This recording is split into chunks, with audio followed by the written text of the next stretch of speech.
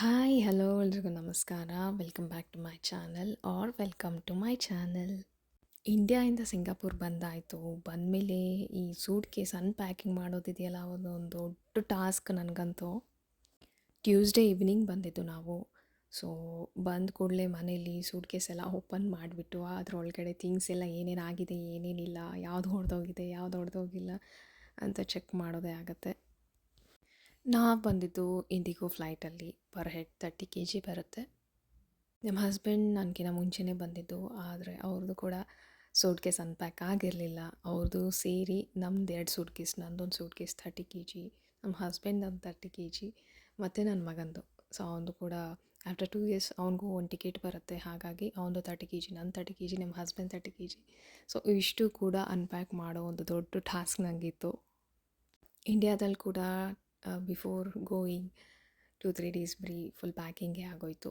Even ಇಲ್ಲಿಗೆ ಬಂದಮೇಲೂ ಕೂಡ ಅದು ಅನ್ಪ್ಯಾಕ್ ಮಾಡೋದು, ಅಲ್ಲಿ ಪ್ಯಾಕ್ ಮಾಡೋದು, ಇಲ್ಲಿ ಅನ್ಪ್ಯಾಕ್ ಮಾಡೋದು, ಅದೇ ಒಂದು ಕೆಲಸ. ಪ್ರತಿ ಸತಿ ಇಂಡಿಯಾಗೆ ಹೋದಾಗಲೂ ಕೂಡ ನಾನು ಮಸಾಲೆ ಸಾಮಾನ್ಸ್ ಏನಿರ್ಬೋದು, ಆಮೇಲೆ ಗ್ರಾಸರೀಸು ಏನೇನು ಸಾಧ್ಯ ಆಗುತ್ತೆ, ಇಲ್ಲೇನು ಸಿಂಗಾಪುರಲ್ಲಿ ಕಾಸ್ಟ್ಲಿ ಇದೆ, ಸೊ ಅದೆಲ್ಲ ಆಲ್ಮೋಸ್ಟ್ 1 ತಿಂಗಳು 2 ತಿಂಗಳು ಆಗೋ ಥರ ತೊಗೊಂಡು ಬರ್ತೀನಿ. ಕೆಲವೊಂದು ಗ್ರಾಸರಿ ಐಟಮ್ಸ್ ಲೈಕ್ ಈ ಉಪ್ಪಿಟ್ಟು ರವೆ ಅಥವಾ ಬೊಂಬೆ ರವೆ ಏನಿದೆ, ಆಮೇಲೆ ಅವಲಕ್ಕಿ ಮತ್ತು ಮಂಡಕ್ಕಿ ಅಥವಾ ಪೂರಿ, ಕೆಲವೊಂದು ಹಿಟ್ಟುಗಳು. ಸೊ ಕೆಲವೊಂದು ಅಲ್ಲಿಗೂ ಇಲ್ಲಿಗೂ ಅಂದರೆ ಇಂಡಿಯಾಗೂ ಮತ್ತು ಸಿಂಗಾಪುರ್ಗೂ ವೇರಿ ಆಗುತ್ತೆ. ನಮಗೆ ಇಲ್ಲಿ ಸಿಗೋ ರವೆ ಅಷ್ಟು ಇಷ್ಟ ಆಗಲ್ಲ, ನನಗೆ ಕಂಫರ್ಟಬಲ್ ಆಗಿರಲ್ಲ ನನಗೆ ಉಪ್ಪಿಟ್ಟು ಮಾಡಿದಾಗ. ಸೊ ನಮ್ಗೆ ಗೊತ್ತಲ್ಲ, ಇಂಡಿಯನ್ಸ್ ನಾವು ಯಾವುದು ಕಂಫರ್ಟಬಲ್ ಆಗಿರುತ್ತೋ ಅದನ್ನೇ ಜಾಸ್ತಿ ಯೂಸ್ ಮಾಡ್ತೀವಿ. ಗ್ರಾಸರೀಸ್ ಅಲ್ಲದೇ 30 kg ಪ್ಲಸ್ ನಮಗೆ ಕ್ಯಾಬಿನ್ದು 7 kg ಬರುತ್ತೆ. ಸೊ ಅದರಲ್ಲಿ ಯೂಶ್ವಲಿ ನಾನು ಫುಡ್ ಐಟಮ್ಸ್ ಕ್ಯಾರಿ ಮಾಡ್ತೀನಿ. ಲೈಕ್ ಕೆಲವೊಂದು ಸತಿ ಹಿಟ್ಟುಗಳಾಗಿರ್ಬೋದು, ಕೆಲವೊಂದು ಸತಿ ಫುಡ್ ಐಟಮ್ಸ್ ಅಂತಂದರೆ ಇಷ್ಟ ಆಗೋ ಎಲ್ಲ ಈ ಪೂರಿ ಆಗಿರ್ಬೋದು, ಚಕ್ಲಿ, ನಿಪ್ಪಟ್ಟು, ಉಂಡೆಗಳು, ಆ ಥರ ಎಲ್ಲ ಏನಿದೆ ಫುಡ್ಸು ಅದೆಲ್ಲ ನಾನು ಯೂಶ್ವಲಿ ಇದರಲ್ಲೇ ಕ್ಯಾರಿ ಮಾಡ್ತೀನಿ. ಏಕೆಂದರೆ ನಾನು ಚೆಕ್-ಇನ್ಗೆ ಹಾಕಿಬಿಟ್ರೆ ಆ ಥರ ಫುಡ್ಡೆಲ್ಲ, ಈ ಚಕ್ಲಿಗಳು ಎಸ್ಪೆಷಲಿ ಮುರಿದೇ ಹೋಗುತ್ತೆ, ಏನೇನೂ ಸಿಗೋದಿಲ್ಲ. ಸೊ ಹಾಗಾಗಿ ಆ ಥರ ಫುಡ್ ಐಟಮ್ಸು ಮತ್ತು ಡ್ರೈ ಫ್ರೂಟ್ಸು ಆ ಥರದ್ದು ಏನೇ ಇದ್ದರೂ ಎಲ್ಲ ಕ್ಯಾಬಿನ್ಗೆ ಹಾಕಿಬಿಡ್ತೀನಿ.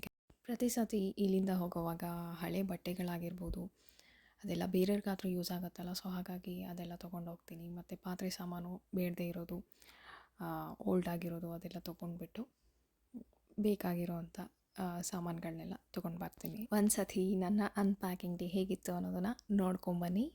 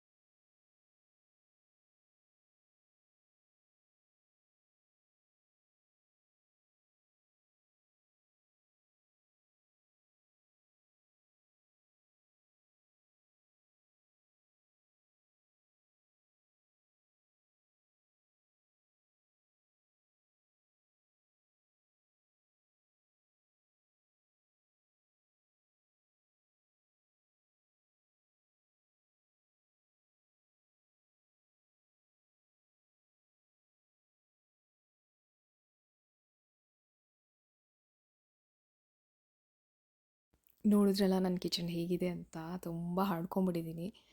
ಒಂದು ವಾರ ಅಂತೂ ಬೇಕು ಎಲ್ಲ ಕ್ಲೀನ್ ಮಾಡ್ಕೊಂಡು ಇಟ್ಕೊಳ್ಳೋದಕ್ಕೆ.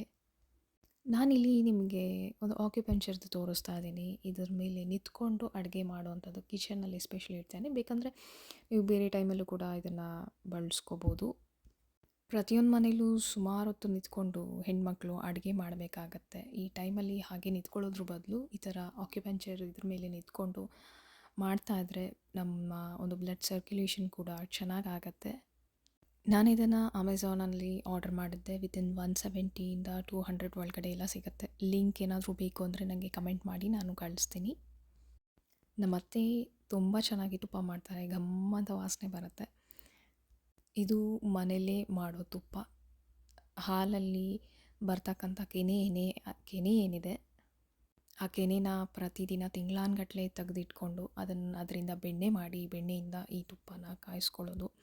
ಸೊ ಹಾಗಾಗಿ ಪ್ಯೂರ್ ತುಪ್ಪ ಅಂತಲೇ ಹೇಳ್ಬೋದು. ಇದನ್ನು ನಮಗಲ್ಲದೆ ಇದ್ದರೂ ನನ್ನ ಮಗನಿಗೋಸ್ಕರ ಪ್ರತಿ ಸತಿ ತೊಗೊಂಡು ಬರ್ತೀನಿ. ಎಷ್ಟಾಗಿರುತ್ತೋ ಹೋದಾಗ ಎಷ್ಟಾಗಿರುತ್ತೋ ಎಷ್ಟು ಸಿಗುತ್ತೋ ಅಷ್ಟು ಮಾತ್ರ ನಾನು ಪ್ರತಿ ಸತಿ ಕ್ಯಾರಿ ಮಾಡ್ತೀನಿ.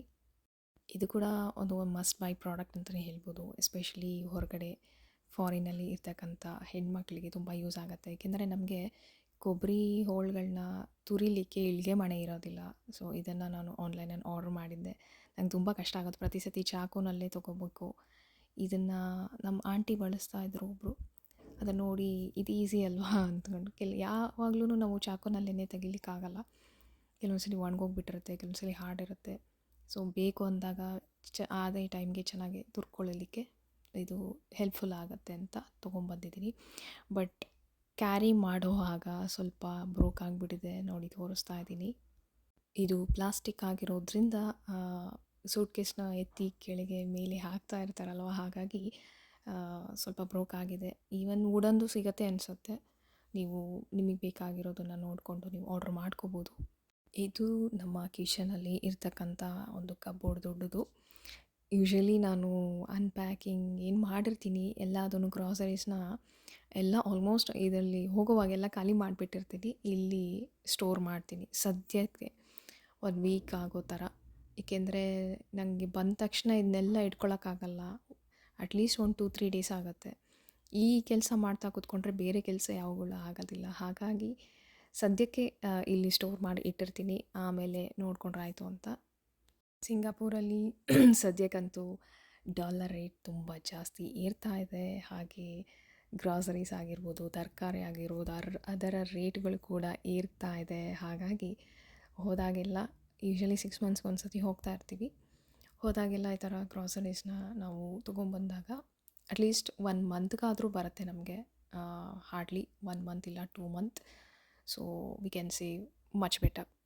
ಲೈಫ್ ಮತ್ತು ಬ್ಯಾಕ್ ಟು ನಾರ್ಮಲ್ ಆಗೋಯಿತು. ಪ್ಯಾಕಿಂಗ್ ಮಾಡಿ ಮಾಡಿ ನನಗಂತೂ ಸುಸ್ತಾಗೋಯಿತು.